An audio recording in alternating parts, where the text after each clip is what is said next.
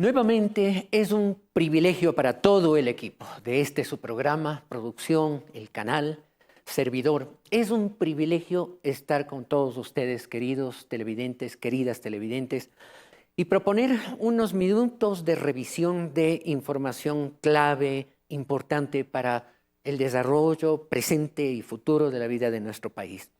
Es un esfuerzo interesante. A nosotros, hablo como equipo, no soy yo solamente estoy delante de las cámaras, pero es todo un equipo de trabajo en la selección de las noticias, en la articulación de estas noticias y en la presentación ya de ellas cuando usted nos está sintonizando, de tal manera que para la gloria de Dios, a quien queremos servir siempre, y solo eso nos mueve.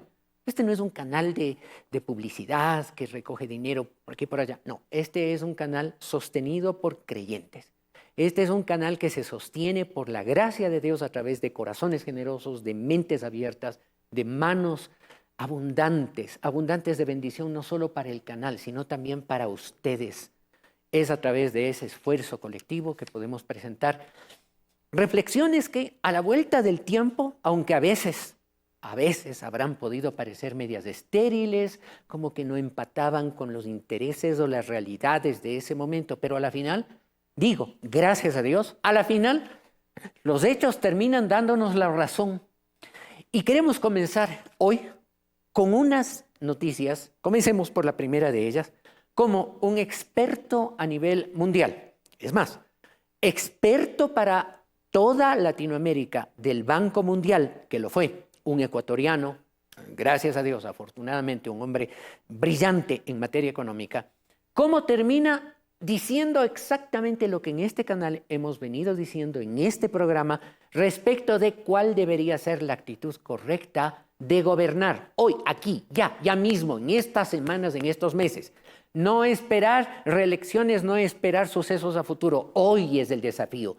Si no se siembra la semilla cuando comienzan las lluvias, después no hay cosecha. Tan claro como eso. Siguiendo ese principio, vean ustedes lo que nosotros opinamos en algún momento como un experto de la talla de Augusto de la Torre. Él lo dijo en un programa cortesía Ecuavisa. Dado que yo creo que el riesgo importante que tenemos es que la economía norteamericana se desacelere. Hasta ahora, la locomotora que ha estado jalándole a la economía global ha sido la economía norteamericana, que ha mostrado la mayor y mejor recuperación de todas las economías avanzadas desde el COVID. Entonces, el mundo de alguna manera está contando con que esta locomotora siga funcionando bien y jalándole al resto del mundo. Entonces, ese riesgo existe. Si la economía norteamericana se empieza a desacelerar, obviamente le va a golpear el resto del mundo, a Latinoamérica, a Sudamérica y al Ecuador, sin duda. Esas variables son muy importantes para el funcionamiento de nuestra economía. Si es que por otro lado, el Banco Central de Estados Unidos decide bajar la tasa de interés en septiembre o quizás antes, eso nos va a dar un alivio, porque las tasas de interés altas también nos golpean negativamente a los países emergentes. Si por otro lado el precio del petróleo cae, eso puede ayudarle un poco a la economía norteamericana, pero nos golpea a nosotros. Entonces los efectos no son tan simples ni mecánicamente interpretables, pero ciertamente Ecuador tiene un problema propio. Ecuador, pase lo que pase en Estados Unidos, ya tiene un problema muy serio de bajísimo crecimiento, casi una década en la que la economía no ha crecido al ritmo, ni siquiera al ritmo de la población. Entonces nosotros tenemos un problema de crecimiento muy serio que es de nuestra propia cosecha. Los factores externos nos pueden golpear en una situación que ya está delicada. O sea, a los ecuatorianos nos interesa no solo depender de lo que pasa afuera, sino arreglar la situación económica local para poder volver a crecer. Y ahí tenemos un problema muy serio que no lo hemos tomado en cuenta con la fuerza que se necesita y que quizás no se atienda si es que el gobierno sigue interesado en la reelección y pospongan decisiones de política económica importantes. Nosotros necesitamos una agenda de crecimiento robusta y bien organizada, que todavía no existe. Un experto de esta talla lo dice claramente. Sí, en un mundo globalizado, lo que pasa en China, lo que pasa en los Estados Unidos, lo que pasa en Europa, nos rebota necesariamente. ¿Por qué? Porque son nuestros mercados a donde llegan nuestras exportaciones. Si se cierra un mercado, nos rebota. Si se abre otro mercado, nos rebota para bien. Ese es el sentido de tomar la economía mundial como un fenómeno global en el cual, piscina en la cual estamos nadando también nosotros. Otros serán más grandes, poderosos, quién sabe si mejores nadadores, pero nosotros también estamos en la piscina. Y si no hacemos lo que nos corresponde, nos hundimos. Si no movemos bien los brazos y pataleamos duro en medio de las circunstancias en las que hoy estamos viviendo de la economía propia local, nos hundimos.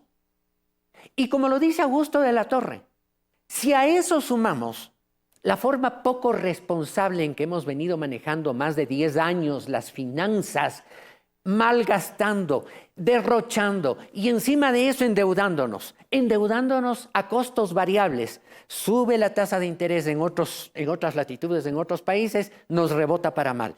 Se cae el precio del petróleo o peor aún, nos pegamos un tiro nosotros mismos en los pies, caso Yasuní, y dejamos de exportar 1.200 millones de dólares. ¿De dónde vamos a sacar dinero, pues? Y saben ustedes, claro, es bonito, ¿no? Parece de grandes expertos hablar así, pero pongamos un ejemplo bien claro, bien práctico.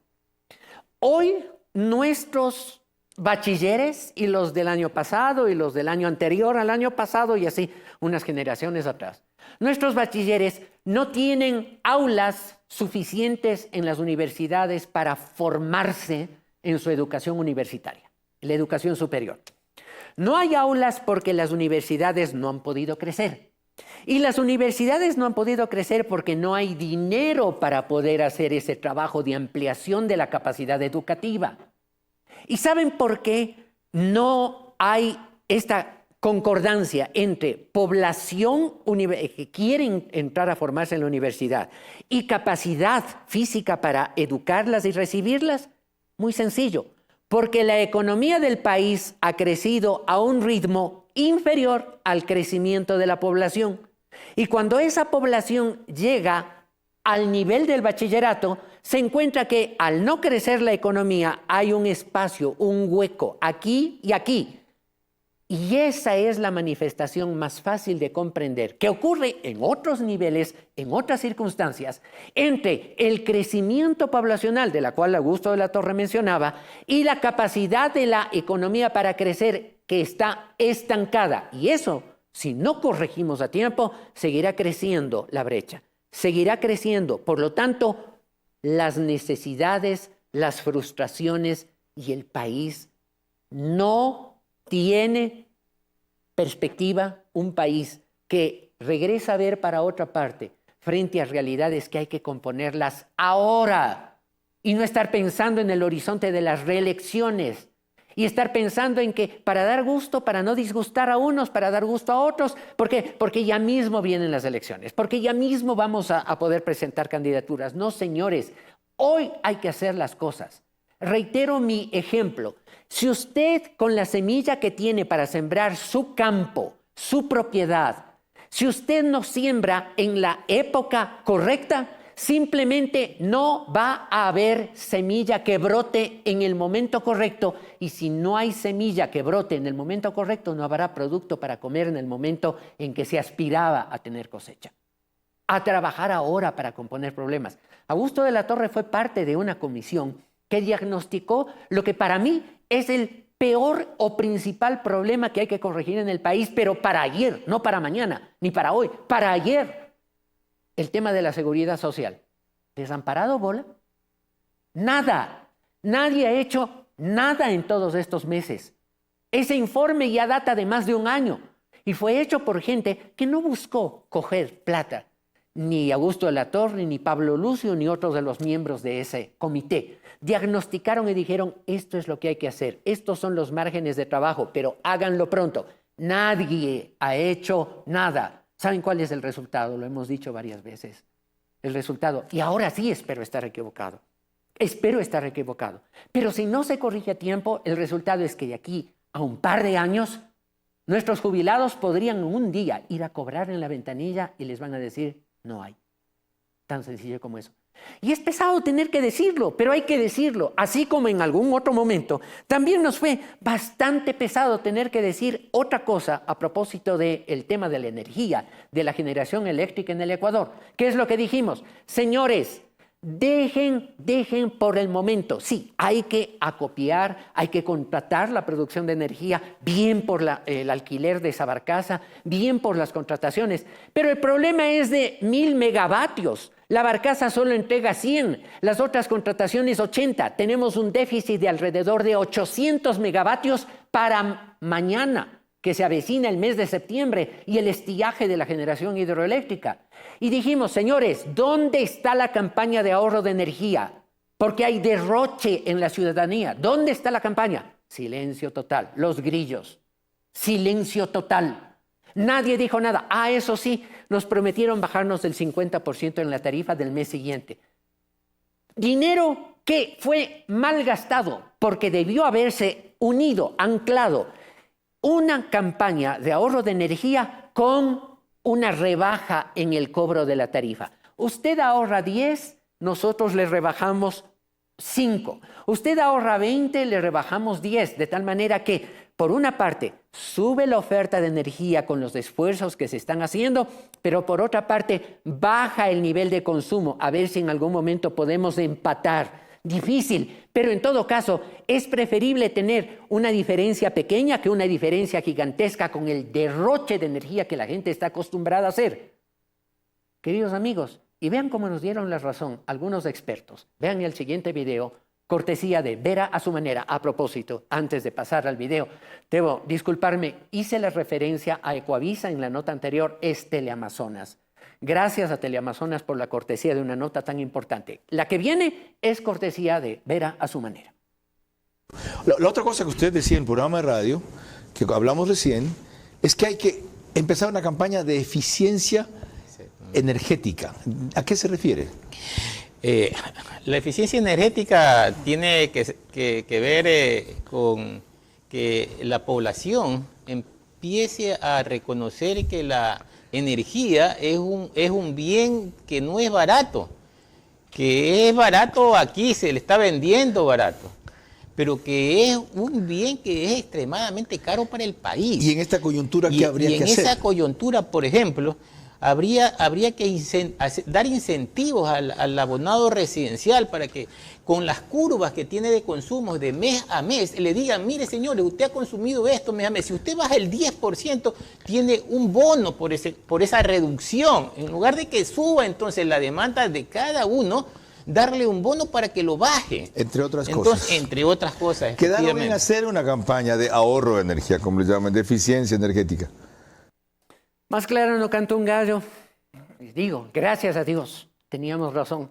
Pero recién, como 2 meses después, comienzan a reaccionar los expertos. Pero bueno, también reaccionan los expertos. Ahora lo importante es que reaccione el que tiene la sartén por el mango. Señores de gobierno, ¿qué esperan para una campaña de ahorro de energía?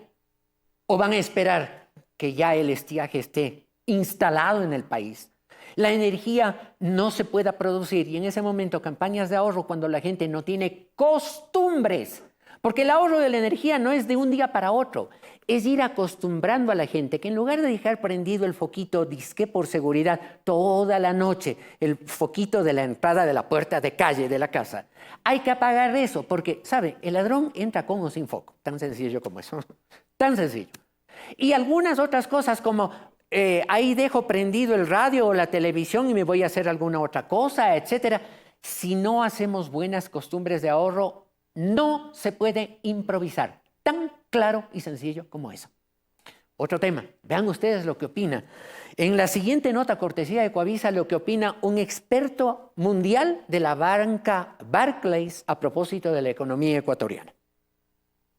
¿Les llama la atención a los mercados internacionales que existan países en donde sus políticos se vayan contra quienes, tú bien señalabas, Alejandro, son sus únicos financistas? ¿Les llama la atención que haya gente tan loca o tan tonta que se vaya en contra de quien le tiende la mano? Sí, bueno, eso yo creo que muestra una necesidad de construir acuerdos mínimos. Pues, ¿no? Ciertamente una de las grandes preocupaciones y fuentes de inestabilidad que existe en el Ecuador justamente esa permanente turbulencia política y posiciones diametralmente opuestas que hacen llevar a pensar que en cada elección el país está jugando entre la vida y la muerte, pues, ¿no? Ciertamente, para que la percepción del país mejore y pueda tener acceso a recursos, hay que hacer que se construyan acuerdos mínimos, pues, y cosas como esta, que son indispensables para el país, nos formen parte de la pelea política o las discusiones políticas que son normales dentro de un proceso democrático. ¿Recuerdan ustedes que en algún programa anterior y con un principio bíblico, un versículo de la Biblia es un libro que sirve para muchísimas cosas? Y en el libro de Proverbios nosotros analizábamos un principio que dice: si os mordéis y os coméis los unos contra los otros, cuidad que no desaparezcáis o os destruyáis, que es la palabra que la Biblia utiliza. Cuidad, si se muerden y se comen los unos contra los otros todo el tiempo, cuidado, porque van a terminar desapareciendo unos y otros. Tan claro como es. Y resulta que el experto de Barclays nos está diciendo: por favor, busquen vivir un poco en paz, al menos en temas importantes. ¿Recuerdan en un programa anterior como con tristeza criticábamos en la ciudad de Guayaquil que, por un lado, el alcalde de Guayaquil hacía su sesión solemne por el 9 de octubre, por el 24 de julio, la fundación de la ciudad, y por el otro lado, la presidencia de la República también, su propia sesión solemne, 2 kilómetros, 200 metros de diferencia entre el uno y el otro punto. Los unos tenían sus invitados, este los invitó, este de acá no los invitó a los de acá, y al revés, viceversa. Y criticábamos que ni siquiera por amor a su ciudad natal fueron capaces de decir: a ver, depongamos diferencias, vamos a hacer una sesión, yo que soy el alcalde, soy el anfitrión, bienvenidas las autoridades, vamos a tratarnos con mucho respeto, no nos vamos a dar ni besos ni abrazos, ¿verdad? Mi papá tenía una frase, decía: no se van a dar de besos, abrazos y barrigazos, no.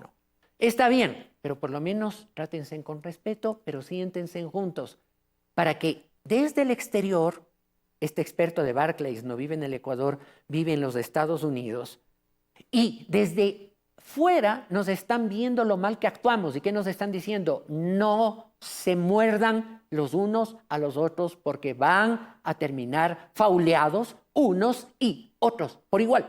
Pero lo peor de todo es que los que se patean en las canillas no son los únicos que terminan afuera de la cancha lesionados. Los que quedan en la cancha, que son los 16 millones de ecuatorianos, son los peores lesionados. Porque los que salen de la cancha fauleados, porque viendo cómo actúan, en una próxima elección no los toman en cuenta el país, pero sin embargo ellos se van, pero el país se queda fauleado. Se queda con un marcador en contra gravísimo. Y eso no nos damos cuenta. No queremos ver el daño que nos estamos haciendo de tanto enfrentamiento. Y qué triste, hace poco, aquí en Quito, por la sesión solemne que debió darse el 10 de agosto, cuyo anfitrión, el municipio de Quito, a la cabeza su alcalde, no hubo sesión solemne. ¿Saben ustedes por qué? Porque más de 20 concejales decidieron no asistir por las diferencias y las broncas que tienen con el alcalde de Quito. Con cualquier razón que haya sido, fueron incapaces de rendir un homenaje en la fiesta, junto con el 24 de mayo, el 9 de octubre y otras. La fiesta más importante de la historia, del calendario histórico, el 10 de agosto, fueron incapaces de sentarse y de evocar aquello que la gente del 10 de agosto de 1809 sí supo invocar. ¿Saben qué invocaron? A veces creemos que todos los héroes del 10 de agosto se llevaban muy bien, se cogían de la mano y juntos peleaban por las mismas razones. Lean bien la historia, señores. Eran héroes, sí. Lucharon como héroes, sí. Batallaron como héroes, sí. Pero venían de distintos puntos de vista.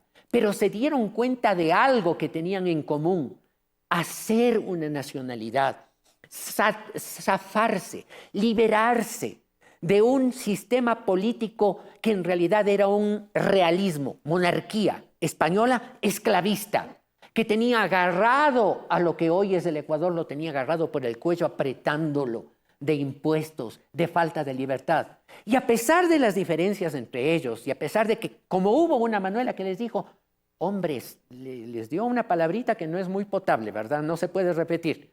Les dijo algo bien dicho y les motivó para que dejen sus diferencias, Manuela Cañizares, y les motivó para que tengan conciencia de que hay que unirse, que hay que dejar las diferencias para sacar un proyecto de historia en común. Eso es el 10 de agosto, pero los del 10 de agosto de 2024 fueron incapaces de hacerlo y no se sentaron y no hubo sesión solemne. Eso lo ven el Barclays, le ven en otros lugares en donde hay financiamiento externo, le ven otros países, otros políticos y dicen, invertir en el Ecuador, está loco, ¿qué le pasa? ¿Qué le pasa? Hay lugares más seguros en donde no se muerden ni se patean unos a otros con cualquier pretexto. Esas son las lecciones. Y eso lo venimos diciendo en este programa ya casi un año, en distintos tiempos y momentos. Pero hoy nos están dando la razón. Y aquí no venimos a cepillarnos, ¿verdad? La solapa diciendo, vean, tuvimos la razón. No, con tristeza decimos. Con tristeza lo decimos. Tenemos la razón, hemos tenido la razón, pero no se ha hecho nada a propósito de eso. Y si nos seguimos mordiendo, si nos seguimos pateando en las canillas, política, económicamente o por cualquier pretexto, que en este país no falta, si nos seguimos pateando las canillas y mordiendo unos a otros, terminaremos mal unos y otros. Y el pueblo en la mitad. Y sigue creciendo la población y sigue estancada la economía. Y la diferencia que se llama pobreza rebota sobre cosas muy graves. Y en varios ámbitos. Vean ustedes la siguiente noticia, cortesía de Teleamazonas. Un luctuoso y triste aniversario.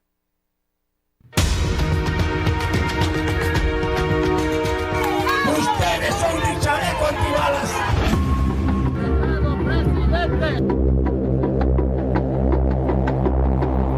Fernando Villavicencio salía de un mitin de campaña y apenas pasada las 6 de la tarde de ese 9 de agosto del 2023, en medio de la multitud y su anillo de seguridad, llegó una descarga de tiros.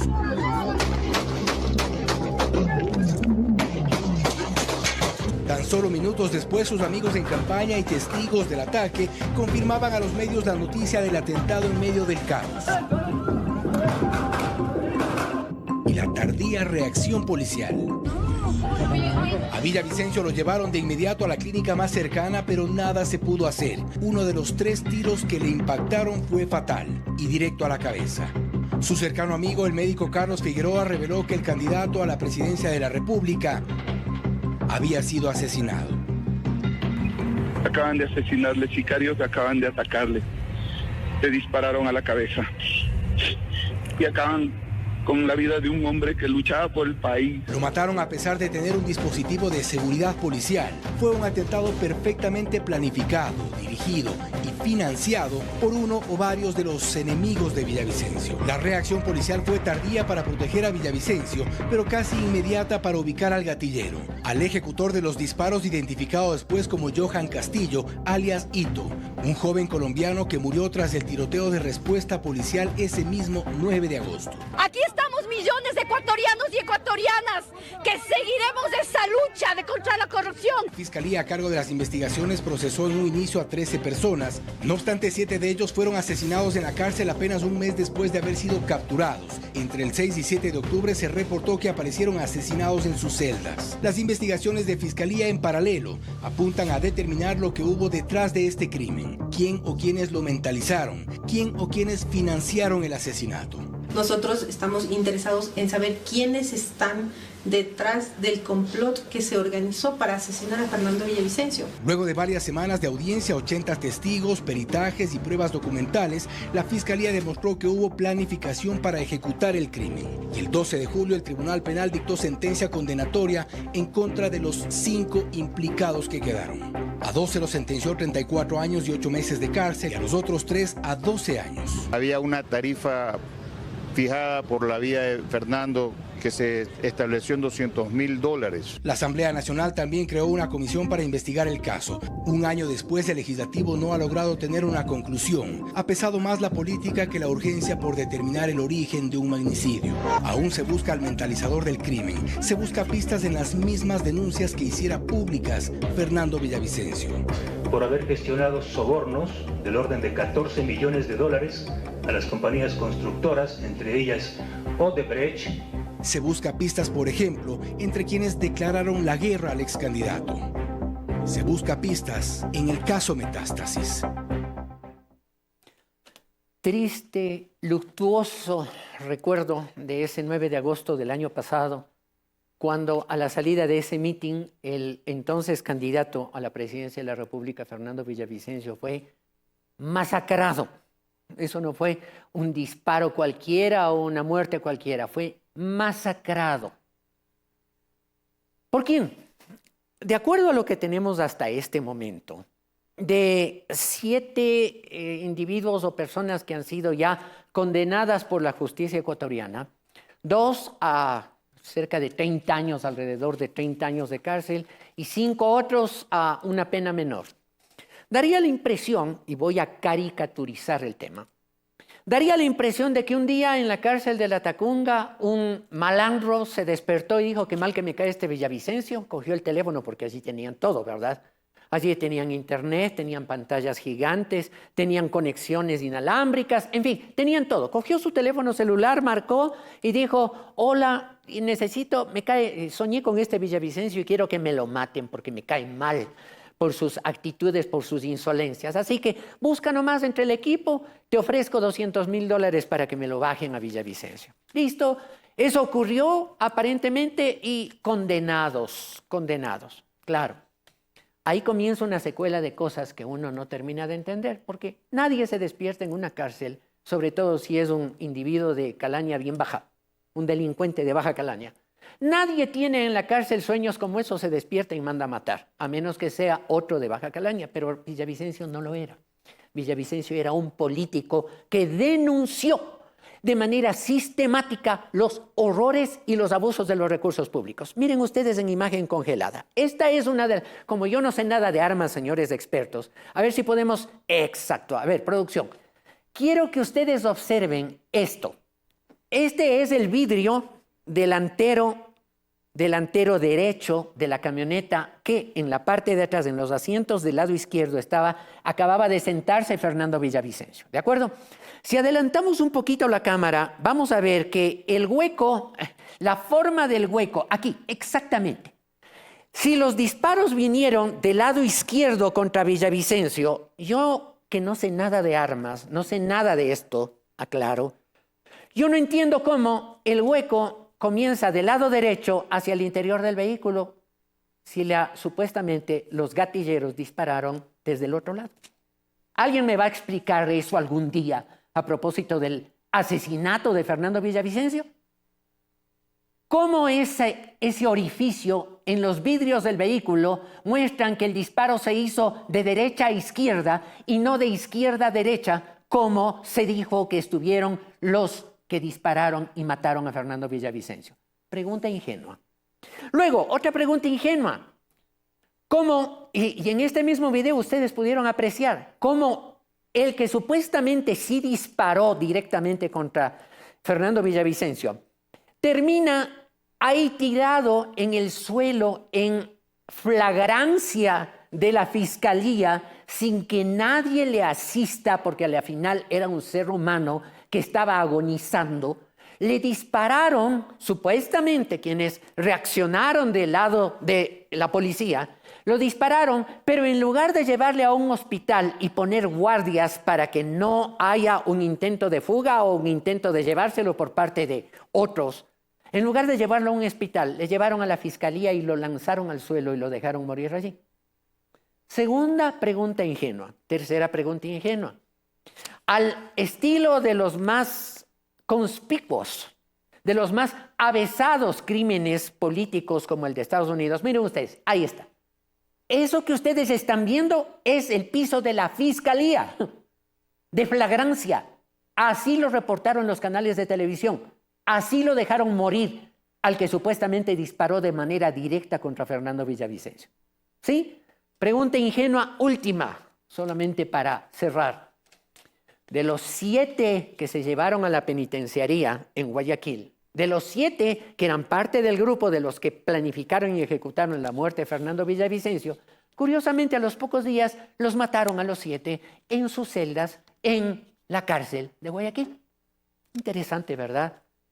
Preguntas que espero, ya que tanto decimos que la Fiscalía se ha caracterizado por su imparcialidad y verticalidad, espero que hayan respuestas claras y concretas sobre este tema, porque no me importa la opinión personal que yo pueda haber tenido, la simpatía o no que pueda haber tenido con Fernando Villavicencio, a quien yo conocí cuando era un joven periodista que comenzaba, y lo conocí en Radio Tarqui de Quito, cuando yo era comentarista del programa de Gustavo Erdoiza León, Maestro Juanito. Ahí lo conocí y fui siguiendo su carrera, y realmente un hombre valiente, pero con todas las aristas a favor o en contra que pueda tener en la opinión pública, era una persona que tuvo la valentía de poner ciertos puntos sobre las IES en este país. Puso ciertos puntos sobre las IES y lo silenciaron de esta manera cobarde y alevosa. ¿Dónde están los que de verdad mandaron a matar a Fernando Villavicencio?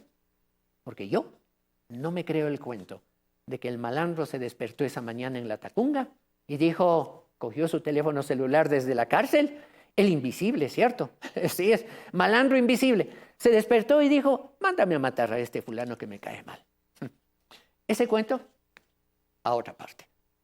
Pero iba a decir ese cuento a otro perro, pero a propósito de una nota que tenemos precisamente. Exactamente, otro perro con ese hueso, bien lo dice, pero resulta que en este país, y digo, en parte bien, más rápido se sentencia a una persona que mata un perro que a personas que matan a seres humanos. Y eso lo digo no solo por Fernando Villavicencio, sino por todos los crímenes llamados aborto legalizado en la República del Ecuador. Es cierto. Vean ustedes la siguiente nota, cortesía de Ecuavisa.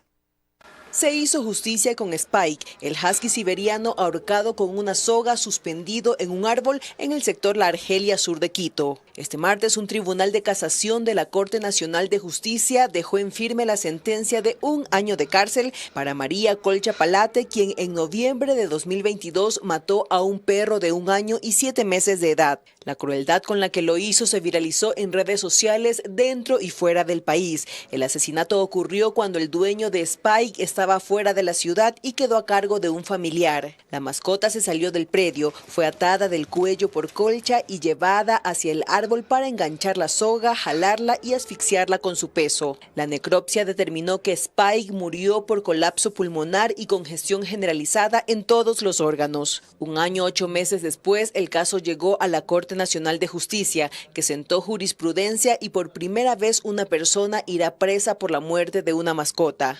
Antes se veía a los animales prácticamente como parte del patrimonio de las personas. Hoy los animales son sujetos de derechos. De acuerdo a los abogados de la sentenciada, esperarán la notificación por escrito para presentarse y cumplir con la pena. El Código Integral Penal establece una condena de 6 meses a 3 años de cárcel para quien ocasione la muerte de un animal de fauna urbana de acuerdo a los agravantes. Este es un delito de acción privada que requirió una denuncia. El juez considera que deben existir reformas y convertir el delito en uno de acción pública para que intervenga de oficio la Fiscalía. Y coincido totalmente con la apreciación de que tiene que transformarse en un delito de acción pública. Es decir, cualquier persona tiene que denunciar la crueldad o el daño o el asesinato de animales integrantes de la fauna urbana, como se los llama, perros, gatos, etcétera, y también de la fauna silvestre. Es cierto, no puede ser que el cóndor, que es símbolo, un ave histórica, símbolo, parte de nuestro escudo, parte de nuestros símbolos patrios, resulta que en las altas montañas, los que después se llaman cuidadores ancestrales de nuestros páramos, etcétera, los matan nomás, los envenenan o envenenan los cadáveres de los cuales los cóndores se alimentan. En este caso, una reacción de la justicia. 1 año y meses después, la señora que mató infamemente a este animalito, esta mascota Spike, está condenada por su delito. es un delito. Y bien hecho. Pero ¿saben algo? Llevamos un año y recién vienen las primeras condenas a los primeros supuestos ejecutores de Fernando Villavicencio. ¿Cuánto tiempo hasta que esas condenas estén en firmes y suban en apelación y suban hasta la corte en casación y se confirmen? Veamos, porque si no hay un país en donde más se protege a los animales que a los seres humanos. Y eso no lo digo solamente por el tema de Fernando Villavicencio, porque en este país, y está bien que se haya sancionado a esta crueldad infame contra un animalito indefenso. Y le digo no solo a la señora Colcha, porque resulta, si vieron los videos, ¿qué pasó con la gente que se entretuvo cogiendo el celular y filmando y no intervino para evitar la muerte del animal? Esa parte tampoco se dice mucho, ¿verdad? Es importante tener una primicia en el celular de un acto cruel en lugar de evitar que se consume el acto cruel. Pero dejemos eso al lado, ¿sí? En este país se defiende muchísimo más a la mariposa del Yasuní, al tigrillo de la Amazonía, se defiende mucho más al animal, ¿verdad? Se defiende, y con razón en algunos casos, se defiende a la tortuga en Galápagos, etcétera, etcétera. Pero los niños que son matados por un delito que fue sacado del Código Integral Penal llamado aborto y que se lo quiere limpiar completamente para que haya aborto libre en este país, a los seres humanos no se los protege de esa manera. Ese es el Ecuador que Dios está viendo desde su cielo. Ese es el Ecuador que Dios dice, no más, no más. Y ese es el Ecuador que se niega a oír la voz de Dios para poner las cosas en su justo equilibrio, en su justo lugar. El señor Iván Saquicela, el doctor Iván Saquicela, expresidente de la Corte Nacional de Justicia, dice, si antes los animales eran integrantes del patrimonio de las personas, ahora tienen derechos. A ver, no es que han salido del patrimonio de la persona, esa vaca es mía, ese caballo también, ¿verdad? Lo que pasa es que ahora no puedo hacer con ellos lo que me dé la regalada gana, y si soy cruel, si soy malo con los animales. No, ya no es posible, porque esos animales que son míos, yo tengo que tratarlos con cuidado. Y ahí tienen que haber reglas del juego. Eso no los convierte en seres independientes con más valores, como ese malhadado proyecto de ley. ¿Recuerdan ustedes? El que tenía como título Ley de Protección de los Animales No Humanos. ¿Se acuerdan? Que decía una cantidad de barbaridades que ahora parece que fue algo depurado, pero que la gente en su momento, frente a una reacción, se indignó completamente. Ya es hora de poner equilibrios en las cosas, queridos amigos. Sumum jus, summa injuria, decían los romanos, y esto en latín. Mucho derecho, mucho daño. Cuando exageramos en la tónica de derecho, más derecho, más derecho, más derecho, mucho daño. ¿Saben por qué? Porque hay puro derecho, no deberes. Y ese es el problema de Ecuador.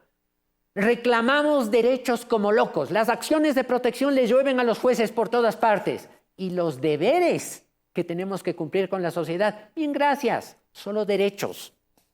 Y eso también para el campo de la niñez y la adolescencia. Veamos, por ejemplo, pongamos punto aparte esto. Vamos a un tema en donde caben reacciones y caben reflexiones interesantes. ¿Quieren ustedes ver a propósito del éxito de nuestros maravillosos deportistas en las Olimpiadas de París 2024? Veamos, para comenzar, un reportaje cortesía de Ecuavisa. Con determinación y solvencia, la ecuatoriana Angie Palacios logró una medalla de bronce en levantamiento de pesas. La oriunda de Pastaza levantó 116 kilos en la modalidad de arranque y 140 en envión, levantando un total de 256 kilos. Palacios, de 23 años, se subió al podio junto a la estadounidense Olivia Reeves, quien se llevó la medalla de oro por levantar 262 kilogramos, y la colombiana Mary Ladies, que ganó la medalla de plata por alzar 257 kilos, 1 kilogramo más que la ecuatoriana. Lo dimos todo, en cada movimiento, en cada intento. Y pues nada, yo creo que estoy muy agradecida con todas las personas ecuatorianas que me estuvieron apoyando, enviando sus mensajes. Hace un mes, Angie Palacios tuvo que parar sus entrenamientos durante 2 semanas por una hernia en su espalda. Ella pensó que no lograría una medalla olímpica. Todo eso me recordaba, me llenaba de mucha emoción, de muchos sentimientos, saber que podemos cumplir nuestros sueños, a pesar de las dificultades, a pesar de los tropiezos que tengamos en la vida. Palacios recibió su presea y al final tuvo la visita inesperada del marchista Daniel Pintado, que consiguió oro y plata en París. Es la segunda participación de Angie Palacios en unos Juegos Olímpicos. En los de Tokio 2020 quedó sexta en la categoría de los 64 kilos y volvió al Ecuador con un diploma olímpico. Ustedes habrán notado que en la pantalla en una parte decía cortesía RTS y cortesía del canal Ecuavisa. Hay que darle el crédito, ¿sí? Lo tomamos de un resumen muy bien hecho de Ecuavisa y Ecuavisa a su vez lo tomó cortesía de RTS en su debido momento. Realmente, qué importante. Sí, son rivales dentro de la sintonía. Se disputan lo que se llama el pastel publicitario, casi digo presupuestario pensando siempre en la economía nacional, pero a la final en un momento determinado la gente cuando se trata de un Ecuador se une y RTS que tenía la primicia de la transmisión de las Olimpiadas, los derechos, los permitió conforme a la ley que otros canales tomen durante un cierto tiempo notas importantes para que puedan comunicar, porque el objetivo debe ser el país. Señores políticos, aprendan. Ustedes los que se sentaron en Guayaquil, el uno por un lado, el otro por otro lado, los que no asistieron a la sesión solemne del 10 de agosto y los que sí asistieron y se quedaron solos y no pudieron instalarse, aprendan a pensar. Este ejemplo de estos dos canales y el nuestro atrás es el ejemplo de la colaboración para que todo el mundo saque una buena lección, para que tenga un momento de alegría, porque el país es mucho más que ustedes, señores economistas, políticos.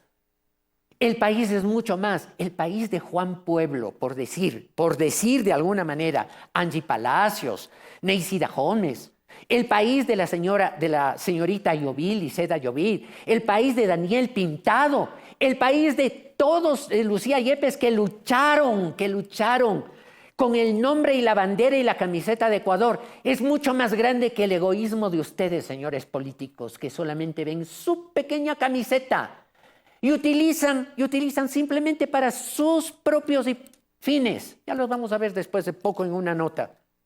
Una Glenda Morejón que entregó todo en sus participaciones.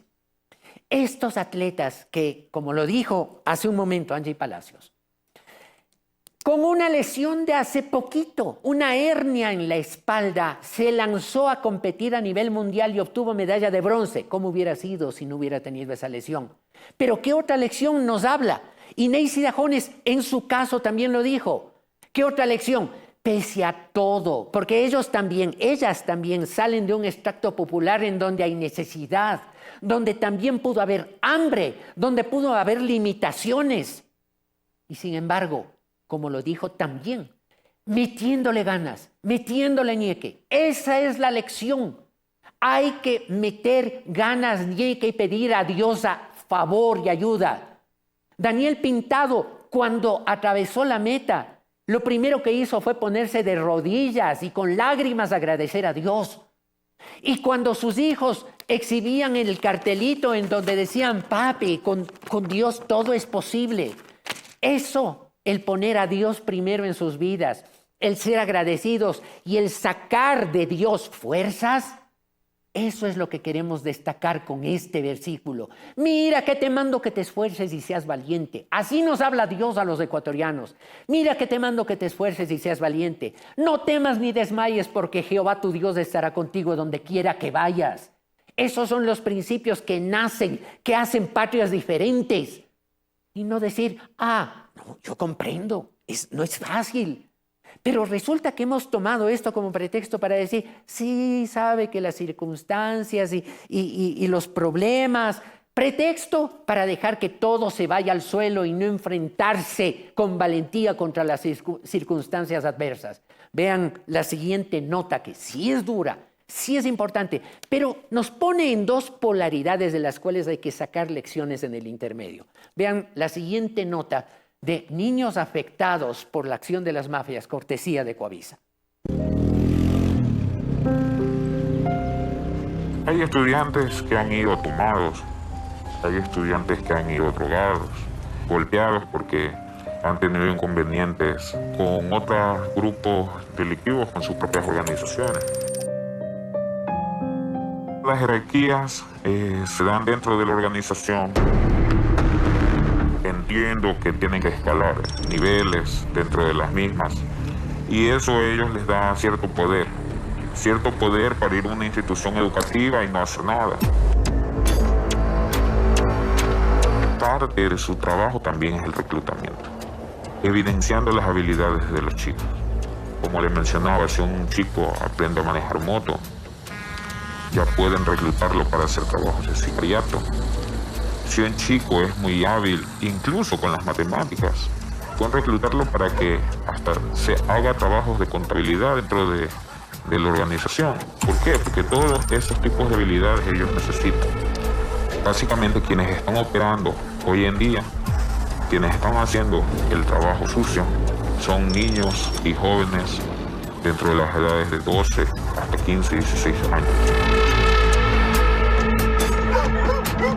Porque ellos idolatran ser parte de una organización. Este sentido de pertenencia lo llevan desde el cabello, los tatuajes, la vestimenta que usan.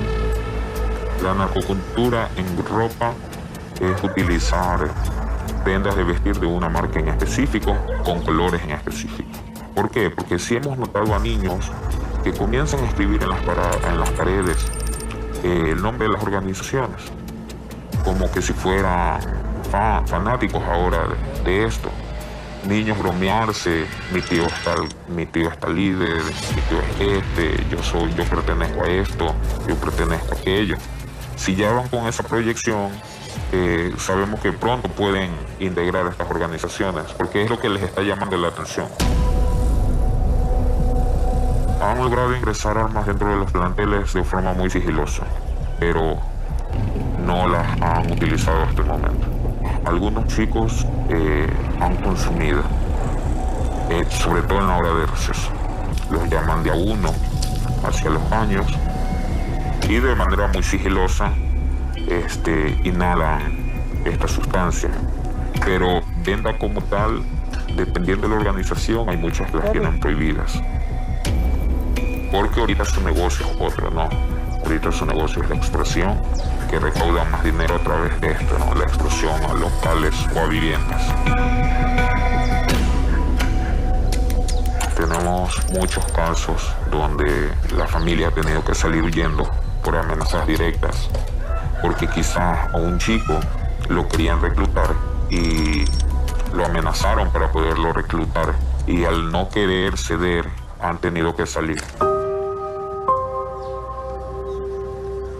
Dentro de las jornadas que tenemos, solo un 40% va con el ánimo de estudiar. Nosotros pudiéramos hablarle estrictamente al estudiante, pudiéramos denunciarlo, pero no sabemos a qué nos abstenemos al momento de hacer eso. No sabemos si al salir de la institución alguien nos va a estar esperando. Hay instituciones educativas donde solo hay un psicólogo, el trabajo de él es para más de 1000 estudiantes. Hay mucha precariedad en cuanto a recursos. Le estamos impartiendo a nuestros estudiantes clases como si estuviéramos 20 o 30 años atrás, y donde la calidad educativa también se pierde porque no estamos llamando mucho la atención del estudiante con los nuevos recursos que existen hoy en día, como un proyector, como una computadora. Tenemos chicos que pertenecen a estas organizaciones y que nosotros los hemos visto que son muy buenos deportistas, se llevan muy bien con el arte, con el dibujo, con la pintura, que si se pudiera en ellos trabajar mucho más estas artes, el deporte, ellos tendrían mucho más recursos para cómo buscar una mejor vida y no integrarse a estas organizaciones.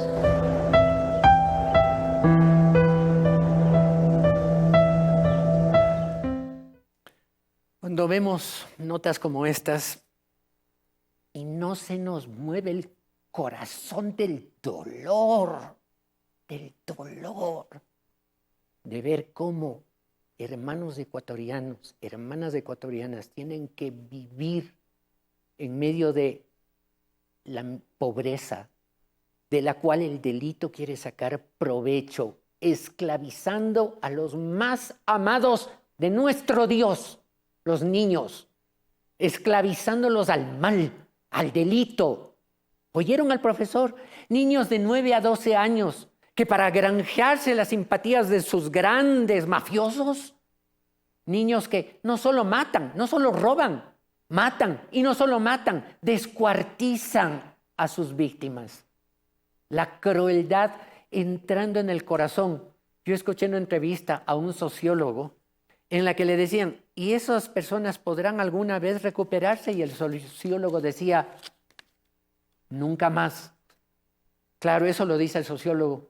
Los hijos de Dios sabemos que sí se puede recuperar porque hay un Dios que murió en la cruz del Calvario para perdón de todos los pecados, de los que matan y descuartizan, así como también de aquellos que los esclavizan. Pero ellos no son mejores que otros, que han cerrado su entendimiento, sus ojos, sus oídos, para comprender una realidad, que se sacaron millones de dólares que eran del pueblo y que pudieron ser invertidos de otra manera para que la educación, para que el trabajo, para que los negocios, para que las iniciativas de trabajo populares prosperen y no estemos metidos barriadas enteras, verdaderas pequeñas ciudades en la miseria y en la pobreza, inmersas de delito. Se robaron. Dejaron limpio, endeudado y sobreendeudado a los países y siguen haciéndolo. Esos 2 o más millones de dólares que se farrearon hace poco en Machala, en fiestas, orquestas y demás, ¿cuánto hubieran servido para hacer algo, al menos algo, al principio al menos algo, por los pobres en Machala? Darles una condición digna. No, seguimos la farra, seguimos el derroche. ¿Saben? Si esto no nos conmueve a doblar rodillas y pedir a Dios que libre al Ecuador y que nos haga reaccionar, se acerca un periodo electoral y la gente ya sigue y viendo en el horizonte, cuando el mensaje de Dios es, si se humillare mi pueblo, humillar es decir, perdón Dios mío, de rodillas, con lágrimas en los ojos, si se humillare mi pueblo sobre el cual mi nombre es invocado, y oraren y buscaren mi rostro y se convirtieren de sus malos caminos, perdonen entre paréntesis. En ninguna parte de la Biblia dice, hagan largas procesiones, hagan shows religiosos, no. Humildad respecto de ese Dios que invocamos y oráramos. No van a repeticiones, no rallies de repeticiones y repeticiones de fórmulas religiosas. Dice, oraren y buscaren mi rostro. Es decir, si buscáramos la voluntad de Dios y cambiáramos nuestros malos caminos, entonces la promesa divina de nuestro Dios amoroso es, entonces yo oiré desde los cielos, perdonaré sus pecados, sanaré su patria, su Ecuador. Si vemos este versículo al revés, Dios no oirá una oración que no se hace sinceramente. Dios no oirá oraciones religiosas. Dios no está harto, como en varios pasajes de la Biblia. En la época les decía, señores, estoy harto. Me repugnan sus sacrificios, su religiosidad. Me repugna la religiosidad, dice Dios. Lo que quiero son corazones arrepentidos, del grande, del mediano y del pequeño. Teníamos otras notas que comentar. Queridos amigos, pero el día que yo oiga precandidatos o candidatos o lo que sea, que en sus palabras llamen a un arrepentimiento de caminos a la gente del Ecuador, por esa persona yo votaré.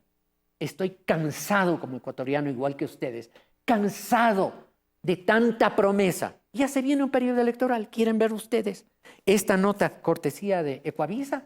Ya se vienen las elecciones, ya viene el que quiere ser primero y no importa cómo. Adelante. Precandidatos esperan ser confirmados en las primarias de sus organizaciones políticas para estar en las elecciones presidenciales de 2025. El fin de semana ya Daniel Noboa por ADN y Luisa González por el correísmo ratificaron su participación. Pero para otros 10 postulantes hay una cuenta regresiva. El próximo 14 de agosto se espera que lo hagan Leonidas Issa, precandidato de Pachacuti, y Pedro Granja por el Partido Socialista. El jueves 15 se ratificará en primarias a Andrea González por Sociedad Patriótica, Luis Felipe Tillería por el Movimiento Amigo y Henry Kronfle, actual presidente de la Asamblea y que es la primera opción del Partido Social Cristiano. El viernes 16, también Unidad Popular oficializará a Jorge Escala como su candidato a la presidencia. Y en medio de diferencias, la precandidatura de Carlos Rabascal entrará a las primarias de Izquierda Democrática. El sábado 17 Construye y confirmará a Henry Cucalón como su candidato. Centro Democrático definirá si postula al exministro de Gobierno, José Serrano, para la presidencia. El partido Suma también tendrá sus primarias para oficializar a Pedro Freile como su candidato a la presidencia. 5 organizaciones políticas no han anticipado precandidatos. Creo anunciará el candidato en sus primarias del próximo miércoles. Lo mismo que Democracia Sí. Avanza tiene previsto darlo a conocer el jueves. Y Pueblo, Igualdad y Democracia, que auspició en la pasada elección a Daniel Noboa, va con candidato propio y lo darán a conocer el 17 de agosto. Mientras Reto está más cerca de una alianza con la Revolución Ciudadana. La definición de candidaturas debe darse hasta el sábado, según dispuso el CNE. Este debería ser el principio. Escoge tú entre todo el pueblo, no entre el club de amigos políticos. Entre todo el pueblo, escoge varones de virtud, temerosos de Dios, varones de verdad, que aborrezcan la avaricia.